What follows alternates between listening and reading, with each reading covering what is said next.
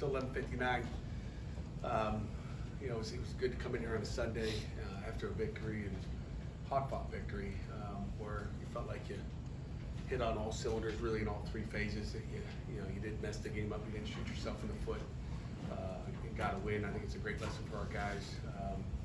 Being that it's Thanksgiving week, happy Thanksgiving to everybody out here. I can say this: I'm grateful and thankful for the guys in this room with the attitude they have every day when they come to work, whether it's after a win or after a loss. I feel blessed to be able to get to coach these guys every day. The attitude, the persistence, going through adversity, and then these guys just keep coming back for more and trying to get it right. And again, same thing with the coaches, just trying to get it right. So I appreciate them. When you look at just the game, not a whole lot more details to give you that I didn't feel after the game. Anytime you outrush your opponent, and again, BC was the number one rush offense going into the weekend in the ACC, and we were able to really contain them pretty good for as good as they are. I think we outrushed them. We rushed the ball, so when you run the ball and you stop the run, we got a chance to win. So happy about that. Turnover ratio, we won. Got a couple on defense and didn't give the ball away, which gives you a chance to win. So on to before we get into Duke, just make an announcement that Gavin Bartholomew and Devin Danielson are out for the year. Obviously, it's one more game left, but both will be not with us this weekend as well. As far as that goes, and sad to see, for both those guys. Obviously, with Danielson being such a tough dude, he's never hurt, and he never thought his senior year, his 6th year would end like it did. And Gavin obviously lost a major weapon, and Carter Johnson and Epps have really stepped up in his presence the last 2 weeks. So happy for where they are, but play a really good Duke team this weekend. On the road, we need to try to go down on the road and try to replicate what we did this week with the details that we did. But Mike Elko does a heck of a job. One of the hotter names in college football right now, all over the place, and he's a great football coach. He's a defensive guy, so they're strong on defense. Kevin Johns is our OC, who goes back a long way back to he was at Northwestern when I was a linebacker coach at Northern Illinois. He was at Northwestern for a long time, Indiana. So we played them I don't know how many times, a bunch of times. So it'll be round number 2 with his offense, and he does a great job offensively. Really smart, detailed, and he knows how to attack you. So we'll have to be ready for that. So questions? Pat, Nate, when you look back at Nate's performance, now that you've had time to review the film, it seemed like at least there were several times where he didn't just take the primary option. He was able to go through his progressions and find better options. How much of that is also credit to your offensive line protecting better this past week? Yeah, I think it's a little bit of both. Sometimes it depends on who you're playing against. But the O-line, 0 sacks, compared to our 7 sacks. It's another thing that bounces off the piece of paper as far as what we did in the videotape. But Nate Yardell's a guy that can go through his progressions, just like all those guys in this room, in that quarterback room. They can go through the progression, not just looking to one way. If it's not there, take off and run. They've got to be able to go through a progression to get on the field. So that doesn't shock me at all. He's as smart as you're going to find in that room. Pat, when we've asked you about quarterbacks this year, you've always made it a point to mention Nate's name. Like, don't forget about him. What did you see leading up to that game that you liked from him? Well, we've liked it you like it all the time, and sometimes as coaches, you just you're kind of maybe looking at the most talented guy, but mentally, Nate is as talented as anybody in that room. Probably the most talented guy mentally. Like I said a year ago when we took him off that scout field, he wasn't sitting in a room being quiet, not paying attention, and all of a sudden, oh my gosh, it's my turn. He was prepared, and that's who he is. So, it didn't shock me at all that Nate did what he did. What are the expectations for Nate going into Saturday and building off of what he was able to do against Boston College? He's got to go out and and do it all over again, because nobody cares what you did last week against BC. I think that's the first thing is let that last one go and now focus on the next one. What do you have to do to win this game? What do you got to do to be successful as a quarterback and as an offense? And Nate's running the show, and he just needs to go out and do what he does. And again, I think he's that type of guy that will just go out and and do what he needs to do to win the game. He'll be mentally and physically prepared. How much of Nate's value as a quarterback pertains to just his ability to protect the football and not turn it over? But that's any quarterback. I don't care if it's Nate or but again, you knock on wood, you did it 1 week, and you got to do it 2 weeks. So it's about consistency and being able to repeat what you did. And I think that's the important thing. So we got to go out and do that because you're playing against a good Duke team that'll do a good job game planning and seeing the whole game on Nate, and then we'll find out what he's got. He's got to continue to get better. He can't stay the same. With calendar being like it is, how soon do you start your self-scouting in your season evaluation, once the game is over? But we'll get, first thing we'll get into is recruiting, so we're gonna, hit the road.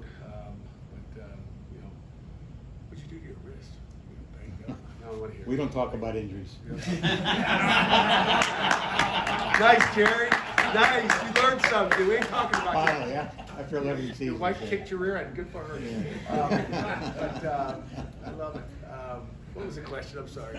I forget. I forget too. That was a good one, Jerry. It was about your was your postseason evaluations. Yeah, I mean, little by little we'll get that. But the first thing is the signing date's up in December, and we'll work towards that. But as coaches, we're evaluating every day, and that never stops. That is, well, to further that, when you look at your staff, how much do you evaluate with their performance based on one season versus their body of work with this program? Well, I think you're always looking at the body, but you're looking at the present. I mean, to me, the present is the best indicator. So you got to look at what we did right now, and I think and again, what you did with what you have, and I think that's always what you look at. Obviously, the players are going to respond to the quarterbacks who lead them to victory, and that's going to be the biggest thing. But did you notice anything different with the players on offense and Nate, given that he's been around for a few years and they've known him for his third year here now? Did you notice him sort of responding differently to him? I didn't notice it. Maybe you guys noticed it on the sideline. I'm gonna look back there to see what they do. I think our team has done a nice job responding to anybody that's been in that position to be the starting quarterback. I think I didn't feel or see anything different as far as what they were doing for one guy and they won't do it for somebody else. I don't see that at all. I see support. I see our team saying, okay, that's who's got it, and I'm going to support him. I think that's what I feel weekly. But so what I got. Sorry, probably not what you want to hear, but that's what I see. How do you like your quarterback room going into 2024? If you were in it, if you didn't have that thing, you look like Joe Burrow over here with the wrist thing. I like it right now, but again, that can change quickly, and again, you look at Christian's a really good quarterback. It's talented, and we'll continue to work with him, and obviously Nate had a heck of a weekend, and we want to have another great weekend to back that up. Have you treated this game any And Ty Diefenbach, don't forget So about him. knowing that you're not going to have the whatever 10, 15 extra days to prepare for a bowl game like traditionally had since you got here, do you treat this game any differently in terms of giving guys whose red shirts are going to be protected looks or anything like that? I mean, Izzy got in last week, Polk, that is, not to get confused with that other Izzy we had a year ago. So we'll get guys in, but just based on, what they've done in practice, it's not a, hey, let's play as many guys as we can to see what they got. That's not, we're trying to win a football game. And it always comes down to winning, and who gets the best chance to win. We're going to play those guys, and, we do lose those bowl practices. We'll miss those kind of, but sometimes I think they're overrated too. So, yep. I was saying, Pat, last year, Keaton found out about Phil, and then subsequently, pulled out ahead of the bowl game. You guys often have to make quick determinations at the end of the season about future plans, transfer portal, coaching decisions. What's the pressure to do that as soon as you guys finish your noon kickoff game against Duke, and quickly getting that turnaround to set up what you have to do for recruiting? The first thing we do, is Monday through Thursday, we'll sit down with every player on our team. I'm not sure I'll sit down with every one of them. I'll sit down with most of them, as many as I can. But our coaches will sit down by position with each one of the players. And again, it's a good time for player evaluation to find out where they are, what they're thinking, and what we can do better. Deion said after the game that he intends to come back next year. Have you had some of those conversations with guys like him? No, my kids told me that after the game. I was like, oh, good. I didn't know that. I expected Deion to come back, and he had a heck of a game. And he's a super kid that just keeps getting better. He's still a baby. Everybody'd like him to grow faster than he is. He he's going to be really good in any other year. You know, he had spurts a year ago when he did get in there, and then you know, just consistency all the time. But no, I haven't had, you know, we're trying to win a football game. We got a lot of other things in our mind. We're not making and having those conversations. Just not there. That'll be next week. On those individual meetings you have with the players, I mean, what do those conversations look like? Is it just, are you honest in the sense where if a guy you feel like might not have an opportunity to play here next year, would you encourage someone to go into the portal? Yeah, we've done that before. I mean, yeah, we're gonna, you know, guys that, you know, want to play. I mean, a lot of guys want to play, and you guys, we got to talk about Duke today or what? Yeah, Jerry's injury, that'll be the big thing on the ticker tonight on ESPN. But you know, we'll have those conversations based on who they are and what they've done for the program. Period. Pat, talking about the quarterback group, you have a guy redshirting that's kind of learning, sitting back, Ty Diefenbach. What did you see from him this season? How has he grown from week 1 to now? Yeah, well, no one really knew. He had an injury early in camp. You guys may have seen that out there in practice. I appreciate you guys not saying anything. But he got a little collarbone deal early. But I mean, he came back quickly, so he's a fast healer. That's good to know. He's done a great job. I mean, we got a lot of pass skellies. He hadn't gone live, but we've been excited about his mental preparation and what he's done in that room. He's athletic. He can run. He can throw. He can think. He's just another guy that we're excited about. What is a new to scouting Duke? Hey. What has made them successful this year? You know what? Again, obviously, you know, I think anytime you look at a successful team, you better play good defense, and they played good defense. They're tough. I mean, the D tackle they got in there, Dwayne Carter, number 90. You'll see number 90 on Saturday at noon. We got a noon kickoff. Forgot to mention that. But Dwayne Carter is a man up front. He's a house wrecker in there. He's a guy we got to control, know where he's at, and get two bodies on him at times. He'll spin and make moves. So it starts with him. They got a good linebacker core. So defensively, they are what they've been, and then they had some injuries at quarterback, so they've a little bit hampered by that. 2 different times. Will Riley has gotten banged up. So, but it's a rush game. I mean, they're one of the top rush teams in the conference as well. So they like to run the ball. They know how to run the ball. They will mix it up. They got 3 really good receivers that they'll get the ball to, so they mix it up. They do a good job scheming it. That's what I'd say. Will you be preparing for 2 quarterbacks this week? Which 2? Do you think Leonard's gonna play? I don't know. I don't know. I'm not down in their camp. I don't have any cameras on their practices or signals or anything like that. So I don't know. Who do you know about Grayson? What has he shown you so far? He's a composed young guy that throws the ball well. He's making good decisions. He's got all kinds of signals that he's making to his receivers and running backs. So for a young guy, he's gotten better and better every game. I think his first start was maybe Wake, and his numbers weren't good. But as you watch it, he's growing each game, and this will be his 4th start. So he's gone through the learning process as well. And you mentioned that Dan's taken some steps. How close is he to being that consistent player that you think he can be? I'm sorry, who's that? Dayon Hayes. Dayon. He's really close. I mean, it's just being consistent every day, consistent in your life, consistent in what you put on the practice field every single day. And again, everybody matures at a different level, but he's highly talented. It's just putting in the work. And I just got done texting him here, half hour ago, just about do it again this week, stack another week on top, because he can take over a game if he puts his mind to it. So it's just being laser focused, which is hard nowadays. You jump on Twitter, you do this, look at that, and can get off track. But he will put it together just like all our guys at defensive end have through the years. Pat, can this game set any sort of tone for your offseason? Certainly. I mean, I think end of the season with a win, and finishing with 2 wins certainly would do it. Nobody's certainly don't have the record or set the standard of what we want to do, but it's how you finish, and it's not really how you start or how you were midway through. But I think how you finish, I think, is important. So that's how we want to finish. Do you see the team just as engaged last night as a normal Sunday? Yeah, probably more engaged, right? I think it's easier after a win, but they're engaged. Just like I said, mentioned earlier about being thankful for the way they come in this room and work every day. That's how I feel. They'll be ready to go, just like they are every week. But we got to be focused and we got to play 60 minutes. I'll make sure that I say, please, 60 minutes, please. If I got to beg, it doesn't matter what it takes, Larry. You know what I'm saying?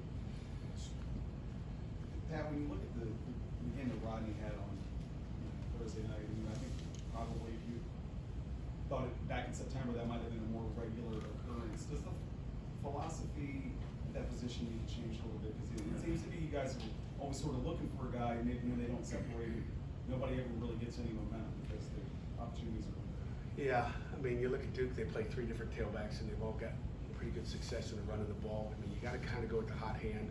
And when you have a 15-play drive, as I told the guys last night, you get to mix things up and you get to get guys going.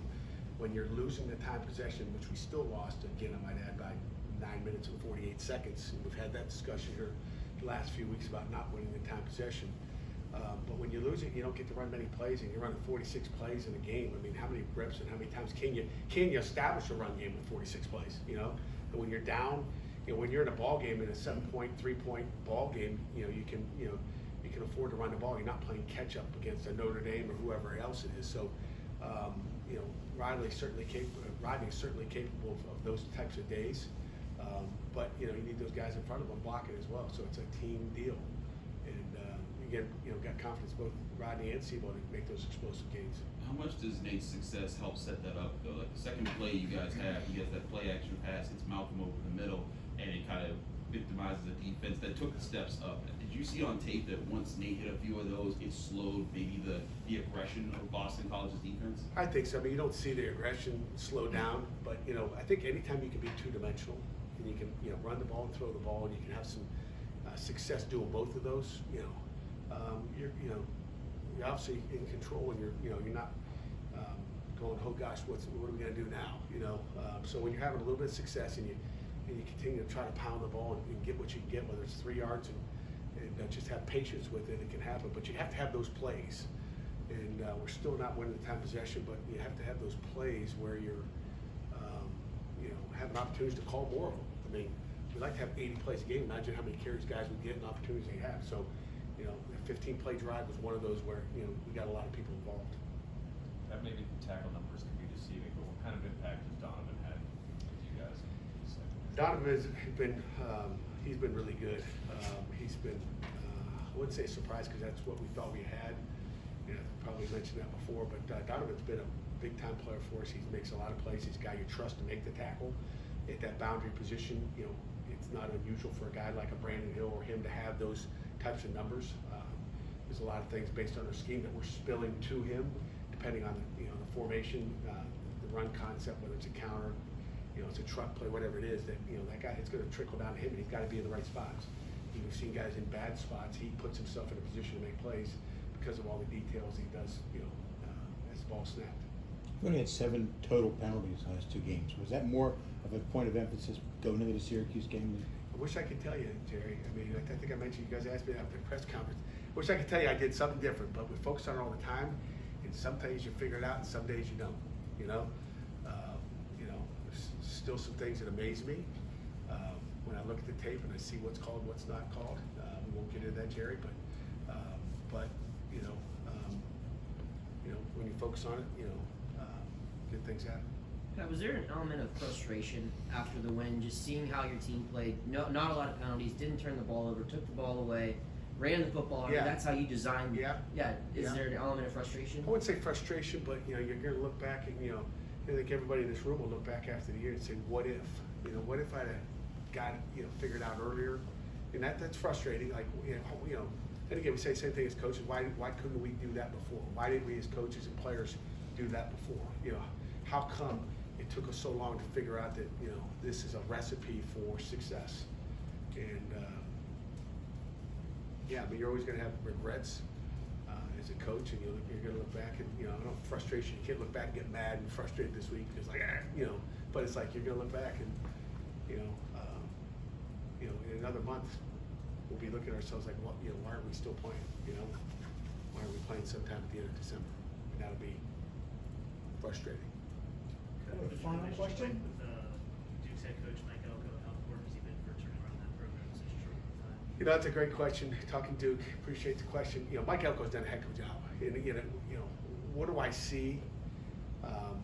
You know, and again, Cutcliffe did a heck of a job here in the past. Offensive guru and Cutcliffe. But the one thing I've noticed, again, their offense is no better than it was when Cut was there. Defensively, they were aggressive and all that. So I don't want to talk about X and O's. But I think it's that first word on the board over there. If I had to say, what is Mike Elko? It's attitude. I think he's gotten to play with some grit. For whatever reason, sometimes a coaching change gets that for you. But I just see a tougher team. When I walked off the field last year, I said, this team is different, okay? Are they more talented? I'd say they're the same, just like everybody.